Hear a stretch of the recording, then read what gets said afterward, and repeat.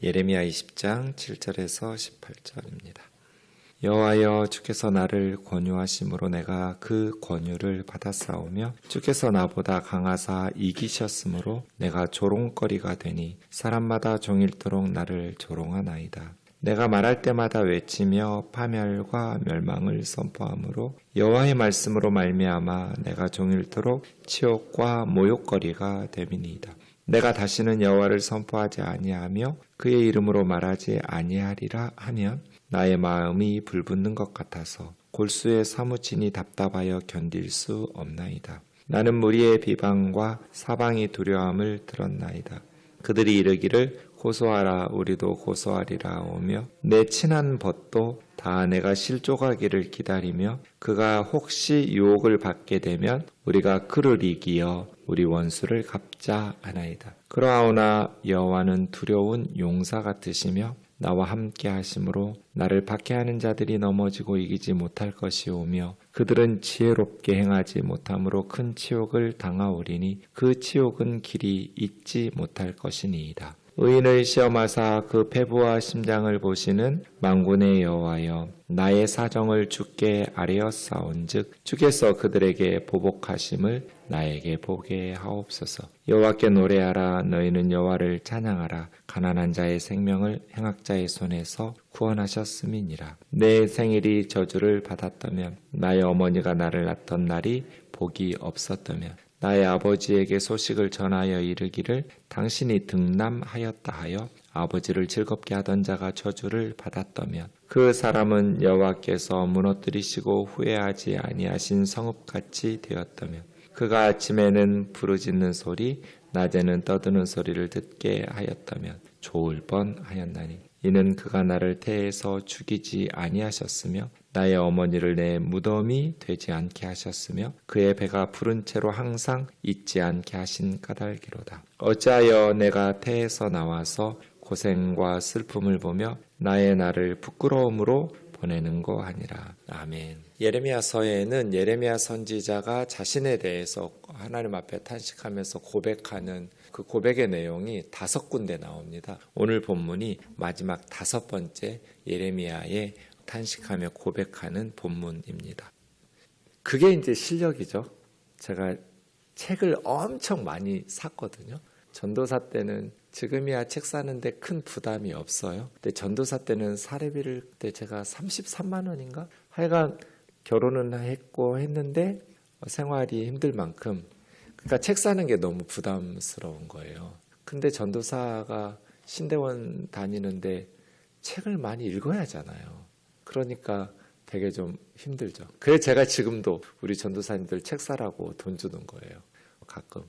왜냐하면 신대원생들은 책을 많이 읽어야 되는데 그때는 경제적으로 여유가 없어서 책 사는 것도 부담이 되니까 누구보다 이제 제가 그걸 겪어가지고 그러니까 돈이 없는데 책은 많이 읽고 사야 될 책들도 많아요. 그럼 어떻게 할까요? 도서관에 가서 빌리거나 이렇게 해야죠. 네. 그래서 저는 거의 매일 월요일에 쉬잖아요. 학교도 수업이 없고 신대원은. 그래서 월요일에 사당동에 그 총신대학교 정문 바로 아래 솔로몬이라는 서점이 있어요. 지금도 있어요. 솔로몬 서점에 가서 하루 종일 책을 보는 거예요. 그냥 무슨 책이 새로 나왔나 이런저런 책들을 보고 너무 고맙죠. 사지도 않으면서 매주 와가지고 책을 읽고 또 이렇게 대충 훑어보고. 근데 제가 또 제일 많이 책을 사는 고객 중에 한 명이니까. 그래서 심사숙고해서 골라야 하잖아요. 왜냐하면 돈이 없으니까. 그렇게 해서 많이 책을 봤는데요. 지금 생각해보면 사지 말았어야 될 책들도 많이 샀어요. 그게 실력이라는 거예요. 어떤 책이 좋은 책인지, 어떤 저자가 그 분야에 실력 있게 책을 쓴 저자인지를 알아보는 안목이 없잖아요. 저는 일반 대학 나오고 대학원에서 신학대학원을 처음으로 신학을 했으니까요. 그래서 아까워. 이게 정말 좋은 책인 줄 알았는데 그런 시행착오를 많이 했어요. 참 많이 했어요. 그러면서 안목이 조금씩 생기는 거죠. 자, 예레미야는 어떤 책을 살까요? 이제 저는 알죠. 수많은 시행착오를 통해서 우리나라에서 예레미야에 대해서 가장 얼마 전에 은퇴하셨어요. 장신대학교에 박동현 교수라는 분이 계셔요. 그분이 전문가예요. 그래서 여러분이 예레미야에 대한 가장 정확한 주석이나 이렇게 해설서를 보기를 원하거나 논문을 읽기를 원하면 박동현 교수의 책을 읽으면 돼요. 그분이 예레미야를 전공해서 박사학위를 받았을 뿐 아니라 그 이후로도 그 분야를 전공한 교수라고 그래서 다 이렇게 실력 있게 하시는 건 아닌 것 같아요. 근데 그분은 끊임없이 본문을 집중하면서 예레미야서를 중심으로 해서 그것도 히브리어 원어를 가지고 굉장히 탁월하게 연구를 계속하면서 가르치셨어요. 그분이 쓴 책 중에 예레미야서 중에 책 제목이 오늘 본문에 7절이 있어요. 박동현 교수의 예레미야서의 책의 제목이 뭐냐면 주께서 나를 이기셨으므로예요. 주께서 나를 이기셨으므로. 평생 예레미야를 전공했던 교수님이 예레미야서에 대한 이제 글을 써보시면 아시지만 설교도 그래요. 설교의 마지막 그 완성은 설교 제목이에요. 설교 제목을 아무렇게나 붙이지 않아요. 설교자들은. 그 설교 제목에 설교 내용을 담아서 요약하는 핵심적인 것을 제목으로 삼죠. 당연히 그러겠죠. 책도 그렇게 붙이겠죠. 자기가 쓰는 책에. 그러니까 박동현 교수는 예레미야서를 평생 연구하고 묵상하고 늘 예레미야가 이제 자신의 어찌 보면 하나님 주신 사명이잖아요. 그것을 감당할 때 주께서 나를 이기셨으므로 이것이 예레미야서를 파악할 수 있는 핵심적인 책 제목이다. 이렇게 본 거잖아요. 주께서 나를 이기셨으므로 여기서부터 시작된 거죠. 예레미야가 전했던 선지자의 메시지를 두 단어로 요약했어요. 8절에 보면 내가 말할 때마다 외치며 파멸과 멸망을 선포함으로. 그러니까 예레미야의 메시지를 두 단어로 요약하면 파멸과 멸망이에요. 이것이 하나님께서 예레미야에게 예루살렘과 유다 백성들에게 전하라고 하신 메시지의 내용이죠. 근데 파멸과 멸망의 메시지를 외치고 부르짖으면서 선포하니까 물론 파멸과 멸망의 메시지를 예루살렘 사람들이 잘 받아들여서 우리가 파멸과 멸망, 하나님의 심판이 우리 세대에 임한다고 하시니 주의 깊게 듣고 신중하게 받아들여서 회개하고 악에서 돌이켜 멸망과 파멸을 받지 않았으면 얼마나 보람있고 좋겠어요. 백성들이 예레미야의 메시지를 받아들이고 회개하면서 하나님께로 회개하고 돌아와서 파멸과 멸망을 당하지 않으면 정말 예레미야가 너무나 값지고 보람있는 사역을 했겠죠. 행복했겠죠. 그런데 그러지 않았어요. 오히려 7절에 있는 것처럼 종일토록 사람들이 나를 조롱하고, 그러니까 예레미야 곁에 친한 벗들도 그랬잖아요. 고향 아나돗 사람들도, 친했던 사람들도 비난하고 조롱하고 그냥 종일 비웃음거리가 되고 그렇게 고통을 받는 거예요. 이것이 선지자 예레미야에게는 너무나 큰 슬픔이고 견디기 힘든 아픔이고 이걸 40년 감당한 거예요. 상상해 보세요, 여러분. 예레미야가 얼마나 힘든, 그냥 대놓고 왕따만 시켜도 참 그 공동체에서 견디기가 어려울 텐데 왕따시키고 무시할 뿐 아니라 악의적으로 박해하고, 이제 오늘 본문 앞에 보면 성전을 질서를 책임지는 바스훌이라는 사람의 말이 나오고 예레미야를 감옥에 가두고 때리고 비난하고 저주하고 이런 내용들이 이어져서 8절부터 나오거든요. 그래서 예레미야는 누구도 자기 말을 들어주는 사람도 없으니까 하나님께 하소연하면서 하나님 앞에 항의하는 거죠. 그 7절이에요. 주께서 나를 권유하심으로, 이 파타라는 말인데요. 권유하다, 설득하다 그런 뜻도 있고, 주께서 나를 유혹하다, 순진한 처녀 유혹해가지고 이런 때 사용되는 단어이기도 해요. 하나님이 나를 설득하셔서 혹은 하나님께서 나를 유혹하셔서 내가 선지자 되지 않았냐. 내가 권유 받았습니다. 설득 당했습니다. 주께서 나보다 강하사 이기셨으므로 하고 싶지 않았는데 하나님께서 나보다 강하셔가지고 힘겨루기 위해서 예레미야가 하나님에게 진 거죠. 주님이 나를 이기셨습니다. 그래서 제가 선지자가 되어서 하나님이 전하라신 말씀을 전했습니다. 그랬더니 저는 조롱거리가 되고 사람마다 종일토록 저를 조롱하고 비웃고 박해합니다. 여호와의 말씀으로 말미암아 내가 종일 치욕과 모욕거리가 됩니다. 그래서 이제 9절에 내적 갈등이 생기겠죠. 내가 다시는 여호와를 선포하지 아니하며 그 이름으로 말하지 아니하리라. 이렇게 예레미야가 스스로 다짐하는 거예요. 왜냐하면 하나님 말씀 전하면 회개하고 악에서 떠나면서 말씀이 무슨 사역의 열매가 생기는 것이 아니라 오히려 더 거센 저항과 비난과 조롱과 박해가 되돌아오니까 내가 다시는 듣지도 않으니까 어차피 사람들이 하나님 말씀은 듣지도 않고 오히려 나에 대해서 조롱과 비방과 모욕 그리고 박해만 더 점점 거세지니까 그냥 입 다물고 살자. 모른 척 외면하고 침묵하자. 하나님의 말씀을 선포하지 말자. 하나님의 이름으로도 전하지 말자 라고 생각하면 나의 마음이 불붙는 것 같아서 이건 불타는 불덩어리가 타오르는 불덩어리가 내 뼈들 속에 갇혔다. 직역하면 그래요. 여러분의 뼈 속에 이글이글 타오르는 불덩어리가 갇혀 있다고 생각하면 어쩌겠어요? 못 견디겠죠. 예레미야가 그런 느낌인 거예요. 골수에 사무치니 사무쳤다는 말은 가둬졌다, 감금하다 그런 뜻이거든요. 뼛속에 불덩어리가 갇혀 있는 거예요. 그런 느낌인 거예요. 그래서 답답하여 견딜 수가 없습니다. 도저히 이걸 담아둘 수가 없어요. 뼛속에 불덩어리가 들어온 것 같아요. 죽을 것 같아요. 그래서 다시 배출해내야 하잖아요. 내 뼛속에 있는 불덩어리들을. 그렇게 해서 내보내고 싶은데 그럴 수도 없어. 답답하게 견딜 수 없다는 건 사실은 이길 수가 없다는 거예요. 그래서 이러지도 못하고 저러지도 못하겠는 거예요. 그만 말해야지. 이제 나도 모른 척 해야지. 라고 생각해서 사역을 하나님의 말씀을 전하지 않으려고 하면 뼛속에 불덩어리가 들어오는 것 같은 거예요. 말씀을 전하면 종일 백성들의 조롱과 비난과 박해가 있고 전하지 않으면 뼛속에 불덩어리가 갇혀서 답답하여 견딜 수가 없는 거예요. 그래서 예레미야가 하나님께 탄식하면서 하나님 앞에 항의하고 있는 거죠. 무리의 비방과 사방의 두려움을 듣습니다. 그들이 이르기를 고소하라 우리도 고소하리라 하오며 내 친한 벗도 이게 이제 샬롬이거든요. 그러니까 평소에는 평화롭게 지내던 사람들도 그런 뜻이겠죠.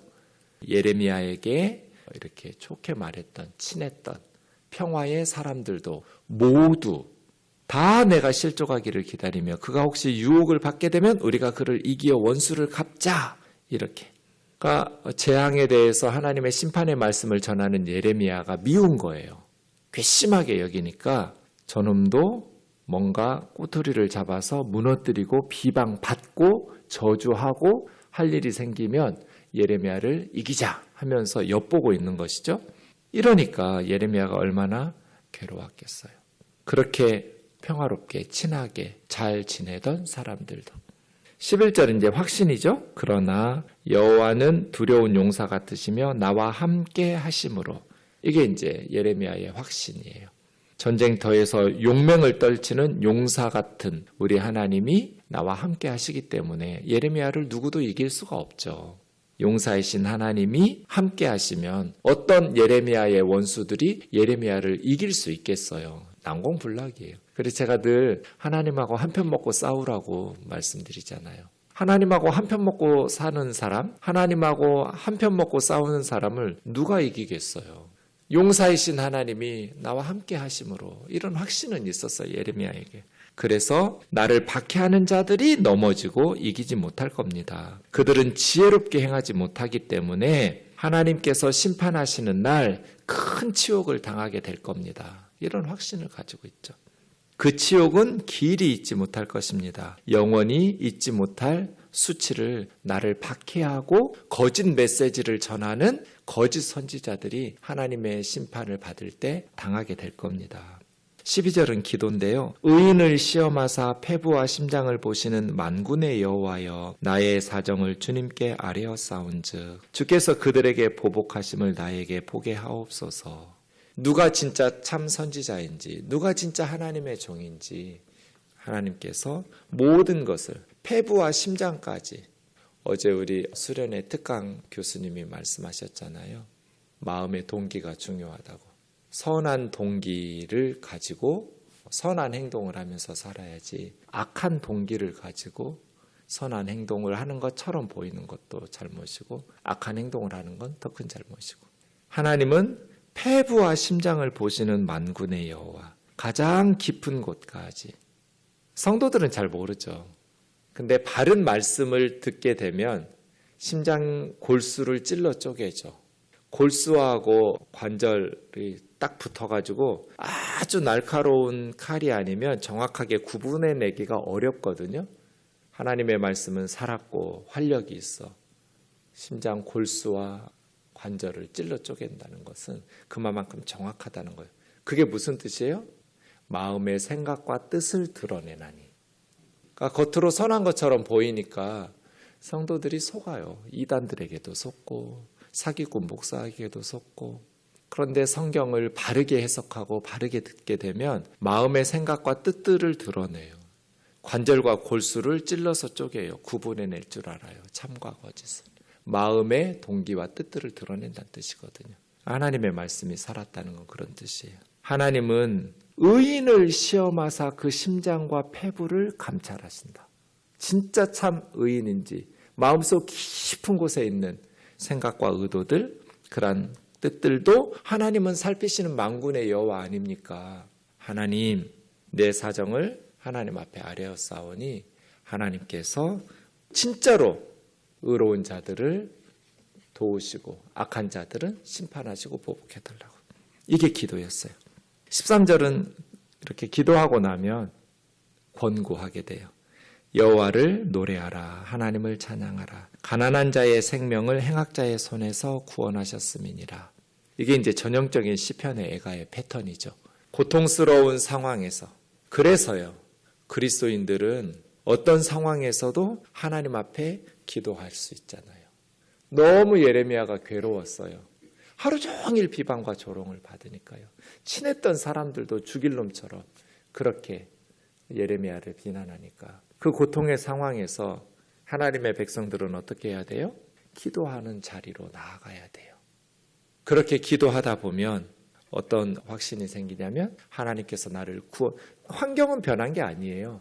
상황은 여전히 백성들은 말을 안 듣고 자기를 이상한 선지자로 비난하고 조롱해요. 환경과 상황이 변하진 않았어요. 그런데 기도하면 마음이 변해요. 확신이 생기거든요. 그래서 13절처럼 가난한 자의 생명을 행악자의 손에서 구원하신다는 이런 확신들이 생겨서 여호와를 찬양하라는 권면을 하게 되는 거예요.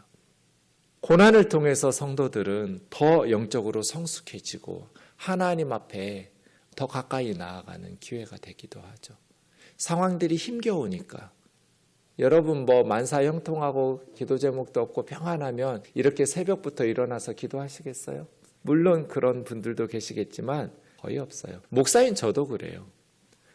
평안할 때 기도하는 거하고 문제가 발생해서 절박할 때 기도하는 거는 기도의 강도가 달라요. 목숨 걸고 기도하거든요. 어려운 일을 만나면. 그래서 그 역경과 시련과 어려움이 우리를 영적으로 성숙하게 하고 하나님께로 더 간절하게 가까이 나아갈 수 있는 기회가 되기도 한다는 거예요. 그렇게 하나님 앞에 하나님의 능력이 부족하거나 하나님의 사랑이 부족해서가 아니라 예레미야처럼 하나님의 말씀대로 살면서 하나님의 말씀대로 순종해서 바른 사역을 감당해도 이런 박해와 고난을 당한다. 예레미야가 얼마나 힘들었으면 14절에서 마지막 18절은 자기의 생일을 저주해요. 뭐라고 하는지 보세요. 꼭 욥기 같아요. 내 생일이 저주받았더라면, 어머니가 나를 낳던 날이 복이 없었더라면, 이거 뭔 말이에요? 태어나지 말고 죽었으면 그 말이에요. 태어나자마자 내가 차라리 죽었더라면. 아버지에게 소식을 전하며 아들 태어났다고 당신이 등남했다고 우리 아버지에게 소식을 전해주던 사람이 그 사람이 무슨 죄가 있어요? 왜 그 사람한테 덮어 씌우는지는 모르겠어요. 하여간 그 사람이 나의 아버지에게 소식을 전하며 이르기를 당신 등남하였다 하며 아버지를 즐겁게 하던 자가 저주를 받았더라면 그 사람 여호와께서 무너뜨리시고 후회하지 않으신 성읍같이 그렇게 무너졌더라면 아침에 부르짖는 소리, 낮에는 떠드는 소리를 듣게 하셨다는 이 전쟁의 소리거든요. 좋을 뻔하였나니. 우리 아버지에게 아들 낳았다고 소식 전해준 사람이 차라리 멸망했으면 좋았겠다는 거예요. 이는 그가 나를 태에서 죽이지 아니하셨으며 차라리 어머니 태에서 죽이시지. 나의 어머니를 무덤되지 않게 하셨으며 어머니 태에서 죽었으면 좋았겠다는 거죠. 차라리 죽어서 나왔더라면 그의 배가 부른 채로 항상 있지 않게 하신 까닭이로다. 어찌하여 내가 태에서 나와서 고생, 슬픔, 부끄러움으로 나의 인생을 보내는고. 그러니까 너무나 괴롭고 고통스러우니까 고생, 슬픔, 부끄러움. 이것이 예레미야가 당한 3종. 죽어라고 고생하고 백성들이 멸망할 것들을 바라봐야 되니까 너무나 슬프고 수치와 조롱과 부끄러움을 당하면서 살아가게 하시는 예레미야가 살면서 당한 것이라고는 고생한 것, 슬퍼한 것, 부끄러워한 것. 이러니까 하나님 앞에 생일은 축하받고 아들 태어났다고 그 시대에는 기뻐하고 그 자기 애가 태어난 날을. 그래서 참된 하나님의 사람들은 하나님하고 가까이 하면서 하나님만 바라봐야 돼요. 그럼에도 불구하고 말씀에 순종하기 때문에 어려움을 당하는 일들도 많다. 불순종해서가 아니라 하나님 주신 사명을 감당하기 위해서 바르게 살기 위해서 믿음 지키면서 세상과 타협하지 않고 하나님의 말씀에 순종하면서 경건하게 살기 위해서 박해는 필수. 적당히 타협해야 편하게 살죠. 말씀대로 올곧게 정직하게 바르게 살면 고난과 슬픔은 사람들의 비방은 그건 당연한 거예요. 기도하겠습니다. 사랑하는 하나님 아버지, 예레미야의 선지자의 탄식을 보면서 하나님의 백성들이 어떻게 하나님 앞에 나아가 기도해야 되는지를 배우게 됩니다. 또 하나님의 말씀에 순종하면서 바르게 믿음으로 살아가기 위해서 세상 가운데에서 하나님의 백성들이 당하는 역경과 시련이 있음을 봅니다. 그 모든 상황에 우리도 예레미야처럼 하나님이 이기게 하여 주옵소서. 내가 이기지 말게 하시고 세상이 이기지 말게 하시고 하나님이 나를 설득하시고 하나님이 나를 이기게 하셔서 어떤 상황에서도 하나님 앞에 탄식하면서 힘겨운 고생과 슬픔과 비방과 수치를 당하며 산다 할지라도 하나님께서 보실 때 값진 인생, 바른 인생 살아. 우리가 50보라도 전진해야 우리 아이들이 사는 세상에서는 말씀대로 정직하게 살아도 억울한 일을 덜 당하는 사회가 될 수 있도록 그리스도인들이 세상 속에서 우리의 삶의 영역에서 하나님의 나라를 하나님 앞에서 몸부림치고 고난을 이겨내면서 말씀대로 바르게 살아내는 길을 닦아 우리 아이들의 믿음 생활이 정직하고 하나님의 말씀대로 순종하며 살아갈 때 덜 억울한 세상을 만들어내는 그러한 값진 인생을 우리가 살아갈 수 있도록 동행하시고 인도하시고 포기하지 말게 하시고 믿음으로 승리하며 그 길 당당하게 걸어갈 수 있도록 은혜 베풀어 주시옵소서. 예수님의 거룩하신 이름으로 기도하옵나이다. 아멘.